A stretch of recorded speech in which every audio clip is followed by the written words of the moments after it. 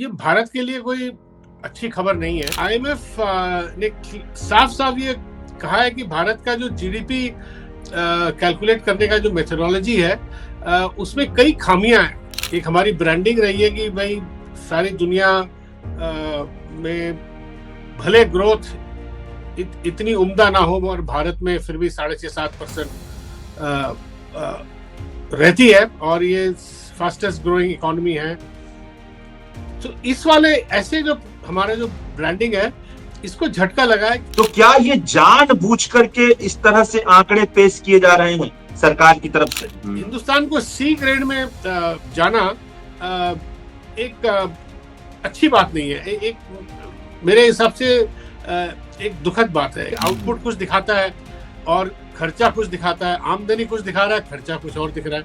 मैं ये कहूंगा कि ये सरकार पिछले जो 5-6 सालों में मैंने देखा है ये आंकड़ों से खिलवाड़ कर रही है। इनको जब जो आंकड़े पसंद नहीं आते उसको किसी तरह तोड़ने मरोड़ने की इन्होंने प्रक्रिया बना रखी है। नमस्कार साथियों, मैं अजय कुमार। दुनिया की सबसे बड़ी वित्तीय संस्था इंटरनेशनल मॉनेटरी फंड ने अपने एनुअल रिव्यू में भारत सरकार के नेशनल अकाउंट के आंकड़ों को सी ग्रेड का दर्जा दिया है। समझ ही रहे हैं आसान भाषा में, मतलब ये बढ़िया क्वालिटी के आंकड़े नहीं हैं, इनमें कमियां हैं और इनसे भारत की अर्थव्यवस्था के बारे में ठीक ठाक अंदाजा नहीं लगता है। तो चलिए इसी पर विस्तार से बात करते हैं आर्थिक मामलों के जानकार एमके वेणु जी से। तो सर, ये तो बदनामी हो गई भारत की पूरी दुनिया में। क्या प्रतिक्रिया है आपकी पहली?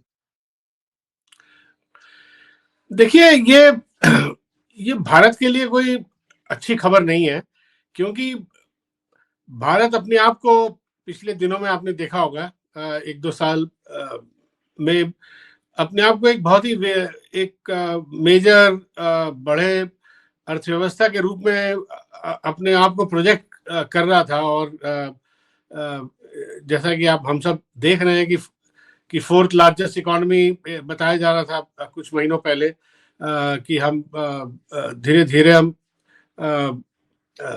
दुनिया में के टॉप 3 या 4 में भी आने की स्थिति में है।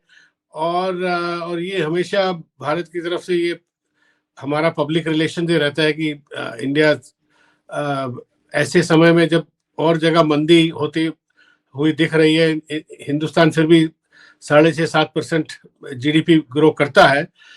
तो ये जो हमारा जो एक ग्लोबल एक हमारी ब्रांडिंग रही है कि भाई सारी दुनिया में भले ग्रोथ इतनी उम्दा ना हो और भारत में फिर भी 6.5-7% रहती है और ये फास्टेस्ट ग्रोइंग इकोनॉमी है। तो इस वाले ऐसे जो हमारा जो ब्रांडिंग है इसको झटका लगा है, क्योंकि आईएमएफ ने साफ साफ ये कहा है कि भारत का जो जीडीपी कैलकुलेट करने का जो मेथोडोलॉजी है उसमें कई खामियां हैं। और उन्होंने इस्तेमाल किया है जो अंग्रेजी जो शब्द है साइजेबल डिस्क्रिपेंसी। साइजेबल डिस्क्रिपेंसी का अर्थ है काफी ज्यादा बहुत बड़ी मात्रा में या डिस्क्रिपेंसी को आप जैसे भी हिंदी में बोले, ठीक है। हाँ, काफी ज्यादा जो गैप है जो डेटा में, और जिस तरह हम भारत में जो आउटपुट कैलकुलेट करते हैं जीडीपी। देखिए, जीडीपी 2 तरीके से कैलकुलेट हो सकता है। एक कि आपने क्या प्रोड्यूस किया आउटपुट, और वो आउटपुट जो आपका जो प्रोडक्शन है, जो भी आप बनाते हो, चाहे आप एयर कंडीशन बनाएं या जूता बनाएं या कुछ भी, या कोई सर्विस ऑफर करें, तो वो होता है आउटपुट। और वो आउटपुट अगर साधारण भाषा में मैं समझाऊं तो वो आउटपुट लोगों के इनकम के तौर पे वो ट्रांसलेट होता है। क्योंकि जो भी आपने चीज बनाई, जैसे आपने एक मोबाइल बनाया, तो उस मोबाइल से कई लोग जो उससे जुड़े हुए उनका इनकम या आमदनी दिखती है। और बिल्कुल उसी तरह अलग से जिनको इनकम मिली है वो उनका जो एक्सपेंडिचर है वो भी रिफ्लेक्ट करता है। तो अर्थशास्त्री ये बोलते हैं कि मतलब ये बेसिक थ्योरी अर्थशास्त्री अर्थशास्त्र में थ्योरी है कि भाई आउटपुट, प्रोडक्शन, इनकम और एक्सपेंडिचर, ये तीनों चीजें बराबर होनी चाहिए और एक दूसरे को ये रिफ्लेक्ट करती है, मिरर करती हैं जैसे। मगर आईएमएफ ये कह रहा है कि अब जो आउटपुट और एक्सपेंडिचर है, ये जो दो तरीके हैं देखने के, ये दोनों में बड़ी खामियां हैं और इसमें बहुत डिस्क्रिपेंसीज हैं और ये दोनों मेल नहीं खाते हैं, क्योंकि आउटपुट कुछ दिखाता है और खर्चा कुछ दिखाता है, आमदनी कुछ दिखा रहा है, खर्चा कुछ और दिख रहा है। तो इसको लेके थोड़ी आपत्तिजनक उन्होंने जताई है और ABCD 4 ग्रेड उनके हैं जो पुख्ता मेथोडोलॉजी, जो तरीका है जो कैलकुलेट करने का, वो A ग्रेड में तो था ही नहीं इंडिया, B ग्रेड में था। अब B से उन्होंने C में कर दिया है और हिंदुस्तान को C ग्रेड में जाना एक अच्छी बात नहीं है, एक मेरे हिसाब से एक दुखद बात है, क्योंकि इतनी बड़ी हम अर्थव्यवस्था है जो हम कहते हैं चौथी या पांचवी जो अर्थव्यवस्था, तो उसको चौथी बड़ी अर्थव्यवस्था को के जीडीपी कैलकुलेशन में इतना डाउट डाल देना जो आईएमएफ के जरिए, ये हमारे लिए ये ठीक नहीं है, नेगेटिव है इंडिया के लिए। और ये सर, हाँ, मैं ये पूछ रहा था कि जब भी जीडीपी के आंकड़े आते हैं तो बहुत सारे इंडिपेंडेंट अर्थशास्त्री और बहुत प्रतिष्ठित अर्थशास्त्री लगातार ये बात कहते हैं कि मेथोडोलॉजी में बहुत सारी दिक्कतें हैं और उसके बाद भी आंकड़े आते हैं। तो क्या ये जानबूझ करके इस तरह से आंकड़े पेश किए जा रहे हैं सरकार की तरफ से? मैं ये कहूंगा अजय, मैं ये कहूंगा कि ये सरकार पिछले जो 5-6 सालों में मैंने देखा है, ये आंकड़ों से खिलवाड़ कर रही है। इनको जब जो आंकड़े पसंद नहीं आते उसको किसी तरह तोड़ने मरोड़ने की इन्होंने प्रक्रिया बना रखी है। जैसे अंग्रेजी में ये कहावत है कि स्टैटिस्टिक्स को you can make statistics sweat, मतलब आप डेटा को स्वेट करवाना, मतलब डेटा को आप इतना तोड़ो मरोड़ो कि उसको पसीना निकले उसका तो ये डेटा का पसीना निकालने की कोशिश करती है। तो आपको मैं खासकर जो आईएमएफ ने जो ये कहा है, ये पहली बार ही कहा है। और मैं ये भी कहूंगा आपसे कि पहले हमारे इस सरकार के आने से पहले यही आईएमएफ और यही वर्ल्ड बैंक और ये हमारे जो डेटा मेथोडोलॉजी को तो हिंदुस्तान के जो तरीके हैं उसका रिस्पेक्ट करती थी, उसको काफी दुनिया में उसको और देशों के तुलना में उसको अच्छा मानती थी और उसे पुख्ता मानती थी। और एक तरह से एक इंडिया का जो स्टैटिस्टिकल डिपार्टमेंट को रिस्पेक्ट मिलता था दुनिया में। कि पिछले 5-6 सालों में क्या हुआ है, खासकर 6 साल में, ये सारी चीजें, ये जो हमारे जो इंडिया का जो ब्रांडिंग था, जो इंडिया का एक स्टैटिस्टिकल डिपार्टमेंट और नेशनल स्टैटिस्टिकल ऑर्गेनाइजेशन और जो स्टैटिस्टिक्स डेटा इकट्ठा करना और उसका एनालाइज करने का जो हमारी जो क्षमता थी, उस पे सवाल उठने शुरू हुए। उसका कारण ये है कि कोविड के बाद खासकर ये देखा गया है अजय, सारी दुनिया बोल रही है और बॉम्बे में बैठे बड़े बड़े जो फाइनेंस, बैंकिंग और इन्वेस्टमेंट एनालिस्ट बोल रहे हैं, जो आकलन करने वाले इकोनॉमी का और मार्केट का, वो कह रहे हैं कि भाई के शेप्ड रिकवरी हुई है। के शेप माने क्या, जो बड़ी जो कंपनियां हैं, ऑर्गेनाइज सेक्टर, जो आप 1000-2000 जो लिस्टेड कंपनियां हैं और जो और ऑर्गेनाइज सेक्टर की कंपनियां, जिनके आंकड़े सरकार मॉनिटर करती है और सरकार के कंपनी अफेयर्स डिपार्टमेंट में उनके आंकड़ों का, उनके ग्रोथ का, उनके प्रोडक्शन का, उनकी पूरी वहां पे सूची रहती है। तो हुआ ये कि पिछले खासकर 3-4 सालों में कि ये जो ऑर्गेनाइज सेक्टर और जो लिस्टेड कंपनियां हैं, बड़ी कंपनियां हैं, उनका डेटा देखा जा रहा है और उनके जो ग्रोथ, उनपे जो ग्रोथ दिखता है उनके प्रोडक्शन का, उसी को जो 90% जो अनऑर्गेनाइज कंपनियां हैं, जो इनफॉर्मल सेक्टर की कंपनियां, माइक्रो स्मॉल एंटरप्राइजेस, जिनके बारे में सरकार के पास डेटा नहीं है, तो इनके ग्रोथ को वो इंटरप्रिटेशन किया जा रहा है कि वो दूसरे भी उसी तरह ग्रो कर रहे हैं। हालांकि हो क्या रहा है, ग्रो ये कर रहे हैं और दूसरे ध्वस्त हो रहे हैं। और ये जो बड़ी कंपनियां ग्रो कर रही है उनके कॉस्ट पे। तो ये आए दिन आपको आपको बिजनेस चैनल में ये दिखेगा, बड़ी कंपनियों के जो सीईओ ये बोलते हुए, बाटा के या बड़े कंस्ट्रक्शन कंपनी या बड़े जो गारमेंट्स टेक्सटाइल कंपनी, कि हमारी ग्रोथ ठीक ठाक हो रही है। कोविड के बाद की बात कर रहा हूं, क्योंकि हम जो छोटे उद्योग है उनका मार्केट शेयर ले रहे हैं, चाहे वो जूते का व्यापार, जूते प्रोडक्शन हो, चाहे वो जो informal leather industry, informal hosiery, उनका बिजनेस कम हुआ है और इनका ज्यादा हुआ है। वो बिजनेस इन्होंने ले लिया है। और ये बात ये खुल के ये जो बड़ी कंपनियां टीवी में बोल रही हैं, मगर आंकड़े क्या दिखाते हैं कि जो इनका जो ग्रोथ हुआ है वही ग्रोथ वहां भी दिखा रहे हैं, कि ये कह के कि भाई जब इनका हो रहा है तो शायद उनका भी हो ही रहा होगा, मगर उनका नहीं हो रहा, क्योंकि वो वहां पे ये आपने बहुत महत्वपूर्ण बात कही। दर्शकों को ये समझना चाहिए कि जो जीडीपी के आंकड़े गणना किए जा रहे हैं उसमें जो बड़ी बड़ी कंपनियां हैं उनको लिया जा रहा है, उनका जिस तरह से ग्रोथ हो रहा है उसी आधार पर इनफॉर्मल सेक्टर के ग्रोथ को भी दिखाया जा रहा है, और उनके बारे में कोई ढंग से जांच परख नहीं की जा रही है कि इनकी स्थिति क्या है। इसलिए बहुत ज्यादा ये चीज जो प्रोफेसर अरुण कुमार है, जो पुराने एक्स फॉर्मर जेएनयू के प्रोफेसर इकोनॉमिक, जो वायर में लगातार लिखते हुए उन्होंने 1 दर्जन से ज्यादा ये आर्टिकल लिखा है कि हमारे जीडीपी का जो कैलकुलेशन है, जो प्रोडक्शन साइड से, आउटपुट साइड से, ये गलत हो रहा है। क्योंकि जो ऑर्गेनाइज सेक्टर की कंपनियां हैं जिनके आंकड़े सरकार के पास रहती हैं और सरकार मॉनिटर करती है, वो खुद सरकार को देते हैं, जो इन फिक्की, सीआईआई और इन सब एसोसिएशन के मेंबर्स जैसे हैं, ठीक है, वही आंकड़ा आप उसी आधार पे आप कह रहे हो कि पूरा इनफॉर्मल सेक्टर जो 90% है वो भी ग्रो कर रहा है। वहां पे ना आउटपुट ग्रोथ है, ना वहां पे एम्प्लॉयमेंट ग्रोथ है। तो ये एक बहुत बड़ी खामी है।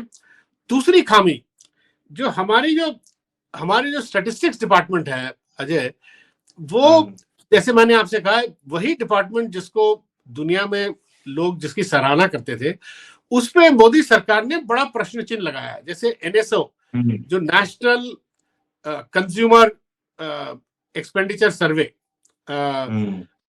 वो जो है वो 2019 में एक कंज्यूमर एक्सपेंडिचर सर्वे आया जो 2017-18 के आंकड़ों के बारे में हमें बताता था कि वो इन्होंने रिलीज नहीं किया, उसको रोक लिया। सरकार ने ये कह के रोका कि इसमें कुछ ये ठीक नहीं है और इसमें कुछ इंप्रूवमेंट चाहिए। तो सरकार ने उसको रोका। क्यों? क्योंकि वो 2019 से इलेक्शन से पहले वो सार्वजनिक वो करना नहीं चाहते थे, उसे पब्लिक नहीं करना चाहते थे। और वो ये दिखाता था, ये जो कंजम्पशन एक्सपेंडिचर सर्वे जो इंडिया का पुख्ता जो ऑल इंडिया लेवल पे, वो दिखा रहा था कि रूरल कंजम्पशन एक्चुअली गिरा था, नेगेटिव ग्रोथ। तो उसको छुपाने के लिए ये बिजनेस स्टैंडर्ड ने रिपोर्ट भी, कई अखबारों ने रिपोर्ट करी, वो लीक हो गई थी कुछ अखबारों में, कि सरकार जो कंजम्पशन जो है, जो खपत जो है, आम कंज्यूमर की खपत, उसको दिखाना नहीं चाहती, क्योंकि वो उसमें गिरावट आई थी। और ये तब गिरावट आई, फिर उसके बाद कोविड आया। कोविड के बाद भी ये सब जानते हैं कि कई सर्वेज आई हैं जिसमें जो पीरियोडिक लेबर फोर्स सर्वे, जिसमें दिखाया कि भाई 70% जो नीचे के निचले हिस्से के जो वर्कर्स हैं, वेज और सैलरी अर्नर्स हैं, उनके भी इनकम में कोई बढ़ोतरी नहीं हुई। तो अगर आप इनकम की तरफ से देखें तो वहां भी स्टैग्नेशन दिखाई दिया। और पूरी इंडस्ट्री इस बात से जूझ रही है आज भी। अभी कुछ दिन पहले बजट के लिए मीटिंग के लिए आए थे काफी जो इंडस्ट्री के रिप्रेजेंटेटिव्स मार्केट्स के, वहां भी चर्चा यही थी कि भाई कंजम्पशन जो है वो हिंदुस्तान में क्यों पिकअप नहीं हो रहा, और इन्वेस्टमेंट भी नहीं पिकअप हो रहा। कंजम्पशन नहीं पिकअप हो रहा, क्योंकि कंजम्पशन नहीं पिकअप हो रहा, इन्वेस्टमेंट नहीं पिकअप हो रहा। तो ये चिंता अभी भी है कि कंजम्पशन क्यों नहीं बढ़ रहा। जीएसटी में कटौती हुई, उसमें थोड़ा सा इधर उधर दिखा कुछ कुछ जो अमीर लोग खरीदते हैं उन आइटम में दिखा, जैसे एसयूवीज में दिखा थोड़ा, शायद आईफोन में दिखा, आईपैड में, मगर ओवरऑल अब लग रहा है कि जीएसटी के बावजूद कोई कंजम्पशन में बढ़ोतरी नहीं हो रही। तो ये प्रॉब्लम है। यहाँ पे दर्शकों को ये बात समझनी चाहिए, खास करके जो उत्तर भारत के दर्शक हैं। अभी बिहार में चुनाव खत्म हुआ है, जमीन पर लोग यही कह रहे थे कि भारत में और पूरी दुनिया में नरेंद्र मोदी का डंका बज रहा है, उन्होंने बहुत ज्यादा काम किया। और यहां पर देखिए, दुनिया की सबसे बड़ी अंतर्राष्ट्रीय संस्था, वित्तीय संस्था ये कह रही है कि आंकड़े ही सही से नहीं पेश किए जा रहे हैं। और कई बार अर्थशास्त्री ये बात कहते हुए आए हैं, मतलब दरअसल नरेंद्र मोदी खड़े हैं तो झूठ की बुनियाद पर खड़े हैं और सच को दबा करके खड़े हैं। अगर सब कुछ खुले तो सारी स्थिति गड़बड़ होगी। यही वाले आंकड़े में सर यह भी पढ़ने को मिला कि अभी भी जो महंगाई है, कंज्यूमर प्राइस इंडेक्स, वो बहुत पुराने बेस ईयर पर मापी जाती है, 2011-12 पर। थोड़ा इसको भी ये बात भी कहा उन्होंने, ये बात भी कही है कि 11 जो 12 बेस ईयर है, ये आपको सही पिक्चर नहीं दिखाता, क्योंकि वो बहुत पुराना बेस ईयर है। उस वक्त जो हम और आप कंज्यूम करते थे, वो पैटर्न अब बदल गया है। उस वक्त मेरे ख्याल इतना मोबाइल का कंजम्पशन नहीं था, आज मोबाइल का ज्यादा है, और उस तरफ कई चीजों का कंजम्पशन कम था। उस वक्त ई कॉमर्स नहीं था, लोग इतना आप अमेजोन से या आपके जो जोमेटो से इधर उधर से खरीदते नहीं थे। आजकल ई कॉमर्स ज्यादा है, तो पूरा पैटर्न बदला हुआ है, तो वो पैटर्न वो कैप्चर नहीं करता। तो इन्होंने मोटा मोटी, अजय मैं ये कहूंगा कि मोदी सरकार ने आंकड़ों के प्रति, जो आंकड़ों का जो इंस्टीट्यूशन है उसके प्रति और इंस्टीट्यूशंस की तरह उसको बहुत ही मतलब शैबिली ट्रीट किया है और उसको नजरअंदाज किया है। और जो चीज नैरेटिव में इनके फिट नहीं होती उसको बिल्कुल नकारा है। कई जगह तो अच्छे स्टैटिस्टिक्स डिपार्टमेंट के जाने माने जो अफसर है उनको भी हटाया गया जब उन्होंने कोई जैसे हेल्थ स्टैटिस्टिक्स का जो एक कुछ खुलासा जब हुआ, हेल्थ सर्वे हुआ था, तो उससे भी ये सरकार की सहमति नहीं थी। बाद में देखा, पता लगा कि वो हेल्थ के जो स्टैटिस्टिक्स के जो हेड थे वही मतलब हटा दिए गए। तो इस तरह अब नैरेटिव पे अगर पूरी सरकार चल रही है और अगर फैक्ट्स से आप ज्यादा वाकिफ नहीं रहना चाहते, तो फिर ऐसे ही होगा जो आईएमएफ जो कह रहा है। बिल्कुल ये सर वायर पर ही बहुत सारे आर्टिकल छपते आए हैं लगातार कि अनएम्प्लॉयमेंट के डेटा में कमियां हैं, पॉवर्टी के डेटा में कमियां हैं। पॉवर्टी लाइन तो 2012 से अब तक बनी ही नहीं। और भी जितने भी तमाम जो डेटा आते हैं उनको मैनिपुलेट करने के लिए एक संगठन बना हुआ है, ऐसा रिपोर्टर्स कलेक्टिव ने खुलासा किया था। तो थोड़ा इसे भी स्पष्ट कर दीजिए। आपने एक इंटरव्यू लिया था जिसमें बताया था कि सेल्फ एम्प्लॉयमेंट की कैटेगरी में बहुत सारे लोगों को इकट्ठा कर लिया गया है और ये कहा जा रहा है कि यही लोग, मतलब इनको रोजगार मिल गया है, रोजगार में अच्छी खासी बढ़ोतरी हो रही है। थोड़ा इस पहलू को भी विस्तार दे दीजिए। देखिए, ये तो अजय, ये तो पिछले 3-4 सालों में कोविड के बाद खासकर ये हम सबको साफ नजर आ रहा है कि सबसे ज्यादा लोग मतलब हिंदुस्तान में एक अजीबोगरीब चीज हुई है। मतलब एक जो इवेंट हुआ है, वो जो अर्थशास्त्री जो लेबर इकोनॉमिस्ट हैं, संतोष मेहरोत्रा जी ने इसका पूरा आकलन किया है। 8 करोड़ लोग, 80 मिलियन, 8 करोड़ लोग शहरों से गांव वापस गए, फिर और गांव में जाके चले गए, कोविड के बाद चले गए थे। तो अब उनको भी एम्प्लॉयड बताया जा रहा है। वो अपने गांव में, ठीक है, कुछ लोग जब कोविड के बाद मामला इंप्रूव हुआ तो कुछ लोग शायद शहर वापस आ गए होंगे, मगर ज्यादातर जो रिवर्स माइग्रेशन, हमने पहली बार इतनी बड़ी तादाद में रिवर्स माइग्रेशन हिंदुस्तान में तो हमने कभी देखा नहीं पिछले 70 साल में। शायद और भी किसी दुनिया के डेवलपमेंट मॉडल में इतना रिवर्स माइग्रेशन नहीं देखा गया होगा। 80 मिलियन लोग, 8 करोड़ लोग। अच्छा, ये गांव में चले गए और गांव में फिर आपने देखा होगा किस तरह गांव इन्होंने फ्री खाना, और जिस तरह उसके बाद इस सरकार की जो वेलफेयर स्कीमें चली है, सीधे मतलब जैसे बिहार में अभी किया, जो औरतों को जीविका दीदी, उनको उनको 10,000 रुपए देंगे। अब ये बोलेंगे ये भी सेल्फ एम्प्लॉयड है। अब इसमें कौन अब टेस्ट चेक कर रहा है कि ये इन्होंने 10,000 का क्या किया। ये कह रहे हैं कि भाई 10,000 लेके ये लोग अब अपना एक सेल्फ एम्प्लॉयमेंट का कुछ वो करेंगे गांव में, बकरी पालेंगे या जो भी मुर्गी पालेंगे, तो उस पे इनका एम्प्लॉयमेंट में उनका दर्ज हो जाएगा। हालांकि देखा जाए तो ये सारी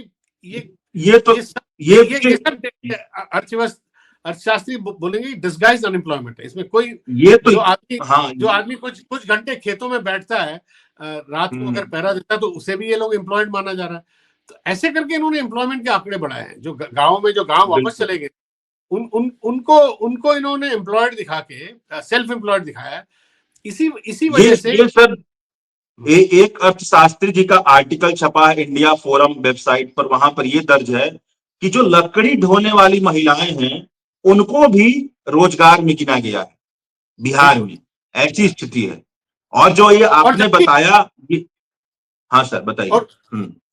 तो अजय, ये लोग क्यों इसलिए कर रहे हैं, क्योंकि एक और आंकड़ा है जो बहुत ही मेरे हिसाब से थोड़ा हिंदुस्तान के लिए, जो अपने आप को एक विकसित देश की तरफ बढ़ाने की कोशिश कर रहा है, ये अच्छा आंकड़ा नहीं है। दुनिया में इस आंकड़े से भी लोग बड़े आश्चर्य हैं। वो ये है कि जो महिलाएं हैं, खासकर यूपी बिहार जो नॉर्थ में लेबर फोर्स से बाहर है। सो औरतों का लेबर पार्टिसिपेशन जो है, लेबर पार्टिसिपेशन माने जो औरतें रोजगार ढूंढ रही हैं और एक्टिवली, वो 15-20% से कम है। खासकर ये यूपी बिहार हिंदी। इसका मतलब 100 में से जो 80 महिलाएं, 80-85, वो रोजगार ही नहीं ढूंढ रही हैं, वो लेबर फोर्स से बाहर है। तो ये भी और लोग जब सुनते हैं दुनिया में, ये कैसा है, इंडिया में कैसा हो सकता है कि केवल 100 में से 15 औरतें, मैं खासकर जो यूपी बिहार की बात कर रहा हूँ, बिल्कुल नौकरी ढूंढ रही हैं। क्योंकि और देशों में आप जो विकासशील देशों में जाके देखें, चाहे चाइना हो, ब्राजील हो, इंडोनेशिया हो, वहां पे तो ये आंकड़ा आपको 50-60% से ऊपर मिलेगा। जो औरतें जो रोजगार ढूंढ रही हैं, वो यहाँ पे बहुत कम है। तो अब इस तरह की स्कीमें चला रहे हैं जैसे इन्होंने बिहार में चलाया। अब आपको आंकड़ा आएगा कि भाई ये सब जीविका दीदी सब फुल्ली एम्प्लॉयड है और अच्छा पैसा कमा रही है, ये भी बोल देंगे। जब ये बहुत ही लो प्रोडक्टिविटी रोजगार एम्प्लॉयमेंट है, ना के बराबर। जीविका दीदी का तो सर पूरा मॉडल ही चुनाव के लिए आया हुआ मॉडल लगता है। मतलब 10,000 रुपए आप चुनाव से पहले दे रहे हैं, चुनाव के बीच में दे रहे हैं, और ये कह रहे हैं कि अब इसका आकलन होगा और उसके बाद 2 लाख रुपए मिलेगा, बाकी 10,000 सबको मिलेगा। इसका मतलब है कि ये पूरी तरह से रिश्वत, मतलब कि जो आयकर दाता नहीं है और उनके अलावा जिनके घर सरकारी नौकरी नहीं है, सबको 10,000 रुपए मिलेगा और उसके बाद 2 लाख रुपए मिलेगा उसके आकलन के बाद। यानी ये पूरी तरह से रिश्वत देने वाला ही योजना है। डिजाइन ही इसका वैसे किया गया है, वही है, चुनाव के वक्त भी, चुनाव के बीच में। बिल्कुल। और एक आखिरी आंकड़ा मैं अजय आपको देना चाहता हूं, ये बहुत ही चौंका देने वाला आंकड़ा है। मोदी जी के कार्यकाल में 11 साल में एक बहुत ही अजीब चीज हुई है। वो ये कि जो सेल्फ एम्प्लॉयड है, जिसको अभी मोदी जी और अमित शाह जी ने बिहार में भी बड़ा इसका प्रचार किया कि हम स्वरोजगार पे पूरा जोर रखे हुए हैं, क्योंकि हिंदुस्तान में मैन्युफैक्चरिंग से रोजगार नहीं मिल सकता इतना, स्वरोजगार से ज्यादा मिलेगा। इनके कार्यकाल में चलते जो लेबर एम्प्लॉयड हैं, जो करीब 600 मिलियन ये दिखाते हैं एम्प्लॉयड है, उसमें पहले क्या होता था, पहले करीब 52% लोग सेल्फ एम्प्लॉयड थे। आप सोचिए, अगर टोटल जो एम्प्लॉयड हैं लोग, उसमें से 50-52% सेल्फ एम्प्लॉयड। इनके कार्यकाल में ये आंकड़ा बढ़ के 58% सेल्फ एम्प्लॉयड हो गया। मतलब ये तकरीबन 8% ये बढ़ा है, 50 से करीब 58 हो गया है पिछले 11 साल में। तो ये सेल्फ एम्प्लॉयड का नंबर बढ़ाए जा रहे हैं। और इन सेल्फ एम्प्लॉयड में आप ये सोचिए 33% ऐसे लोग हैं जो अपने घरों के छोटे मोटे काम में लगे हुए, जिनको पगार नहीं मिलता। ये बिना वेज लेते हुए सेल्फ एम्प्लॉयड, घर में अगर कोई हाँ, छोटी दुकान गांव में खोला, उसमें दुकान है, उसमें हाथ बढ़ा दे रहे हैं, हाथ खेती है तो बढ़ा दे रहे हैं, खेतिहर मजदूर बन जा रहे हैं, ये सब लोग हैं। बिल्कुल, और उनको भी एम्प्लॉयड दिखाया जा रहा है। तो बिल्कुल। इस तरह की जो आई मीन, ये तो अपने आप को अपने अपने आप अपने आंखों में धूल झोंकने वाली बात है ये। बिल्कुल। द वायर के और वीडियोस देखने के लिए सब्सक्राइब करें और बेल आइकन पर क्लिक करें। स्वतंत्र पत्रकारिता की आर्थिक मदद करने के लिए डिस्क्रिप्शन में दिए गए लिंक पर जाएं और अपनी राशि चुनें।